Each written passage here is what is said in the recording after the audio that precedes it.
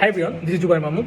আজকে একটা রিসার্চ করছিলাম যে বিলিনিয়ার যারা রয়েছে তারা কেন এত successful, why they are successful. Pattern, তাদের মধ্যে প্যাটার্ন জিনিসটা কি? 85% যারা সাকসেসফুল তাদের ফিল্ডে, তাদের সবার মধ্যে একটা জিনিস কমন, সেটা হচ্ছে দে আর এক্সট্রিমলি গুড রিডার। তারা সাধারণত সবচেয়ে বেশি বই পড়ে।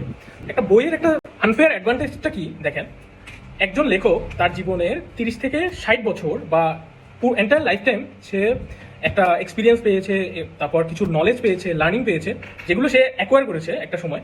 সো তার এন্ড অফ দ্য লাইফ সে একটা বই লিখছে, সেই বইয়ে তার 60 বছর 70 বছর entire life time, entire learning সব কিছু সে একটা বইতে লিপিবদ্ধ করে।